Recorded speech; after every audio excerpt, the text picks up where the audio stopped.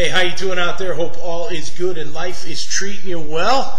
Tom McManus Webcast here at SuckItUpUSA.com. It is Monday, January the 14th, 2013. We just saw a great weekend of playoff football, didn't we? My gosh, 3 of those games might go down as 3 of the greatest of all time in postseason history.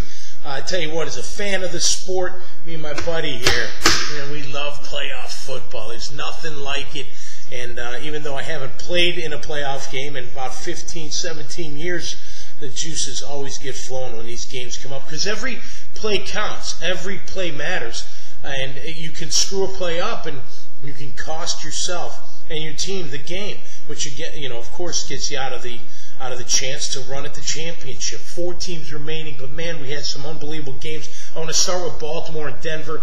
I tell you what, Baltimore, you may be that team this year, that's just destined to make it to the big show. A wild card team, having to play on the road, not afraid to doing that, getting it done in Denver, going toe-to-toe with Peyton Manning. Joe Flacco grew up, without a doubt, he is one of the best deep ball throwers out there, but he grew up as being a leader as well, going toe-to-toe with Peyton Manning. The defense making enough plays on Baltimore. Hey, granted, if you're Denver, how in the hell do you let that guy get behind the safety? That is absolutely ridiculous. But with that being said, that's why you play the game, and the plays are made or they're not made. But Baltimore, congratulations. That's a huge win. Ray Lewis, 17 years, man, still making plays. And I love the picture of Peyton Manning and Ray Lewis in the locker room after the game in their suits, talking shop. That's a great one. Peyton, you'll be back. And let me just say this to all you fans out there that think the Broncos made a mistake in letting Tim Tebow go and bringing in Peyton Manning. You need your heads checked. Peyton Manning, although made bad throws at the end, made some unbelievable throws to get his team in a position to win throughout that game. Some of those throws only he and maybe a couple others can make, but a great game, double overtime. You never thought it was going to end. That was absolutely incredible. I think the big surprise was Green Bay and San Fran. Not that San Fran wasn't capable of beating them. Of course they were. They did it earlier in the year. They are a hot team without a doubt. But to think that they were going to dominate the way they did, Colin Kaepernick, man, I knew you were going to be good. I watched that kid in the combine. Never saw him play at Nevada, but watched him in the combine. I was like, man, this kid's big. He's athletic. He ran like a 4.4 at the combine. At 6'6", 250, can whip the ball around, throw it around. He is an absolute beast. Setting the record for QBs rushing with over 180 yards, another 260 or 70 through the air. He was absolutely fantastic. We knew the Achilles heel for the Green Bay Packers is their defense. And I tell you what, San Francisco and their offensive game plan and those players, Michael Crabtree included, man, you really look good. And I tell you what, going into Atlanta is going to be a hell of a game. But congratulations to San Francisco. You got to like their team. I like the Harbaughs, although I picked Green Bay to win. I tell you what, very impressed with the San Francisco 49ers. The other NFC game, of course, in Atlanta last night. That was a crazy one, wasn't it? Every play counts. Every play, game of inches.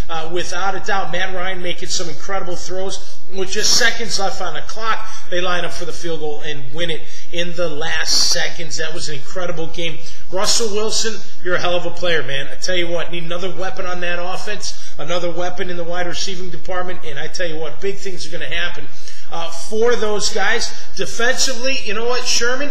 You talk a little bit too much. I tell you what, Roddy White, Julio Jones, Tony Gonzalez ate your lunch. Ate the Seattle Seahawks defense lunch yesterday. Now, I knew Chris Clemens was out, and he is the Seahawks' best pass rusher, but even with him out, they couldn't get to Matt Ryan. Matt Ryan, nice job. He grew up as well, getting his first postseason win, as did Mike Smith, the head coach. I think Seattle, great run, great effort, great year. But at the end of the day, it's Atlanta Falcons' turn. The #1 seed stays intact on the NFC side. That's going to be a hell of a championship game. Congratulations. I know a lot of those guys, great people that do it the right way. And that's fantastic. Of course, we saw Houston go in to New England. I picked Tom Brady. I'm going to continue to pick Tom Brady, although Baltimore matches up very well against New England, make no mistake about it. And I'm worried about Flacco and the deep threat of Torrey Smith and company against the New England Patriot defense. I'll give picks later in the week. But Tom Brady was on fire, that offense on fire. You know, Brandon Aiyabadajo, the linebacker of the Ravens, call it a gimmick. I don't give a crap what you call it. It's effective and it works. And you got one of the best, if not the best QBs in the history of the game. Running the show and doing a great job there. Their defense played well. Houston, great year. Matt Schaub, you know, you got to get it done. You can't make bad throws in the postseason, especially when you haven't won a postseason game. Back to the drawing board for you guys.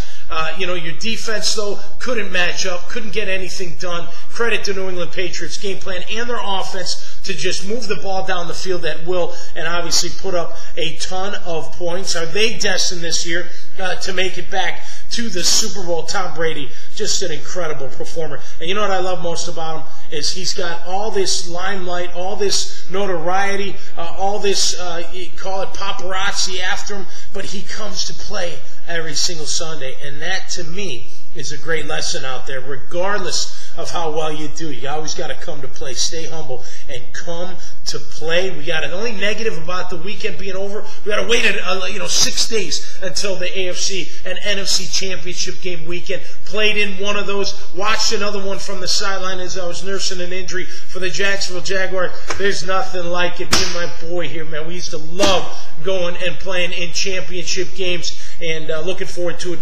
this weekend. Coming up as the NFL 2012 season getting closer and closer. It'll be in New Orleans for Super Bowl 47. Suck It Up will be there. Tom McManus will be there. And looking forward to bringing you some footage live from New Orleans coming up in a couple of weeks. That'll do it this time for the Tom McManus Webcast. Hug the ones you love. Tell them you love them, because you never know what tomorrow is going to bring. Until next time, suck it up and be great. And we'll see you right here on the webcast at suckitupusa.com. Have a good one.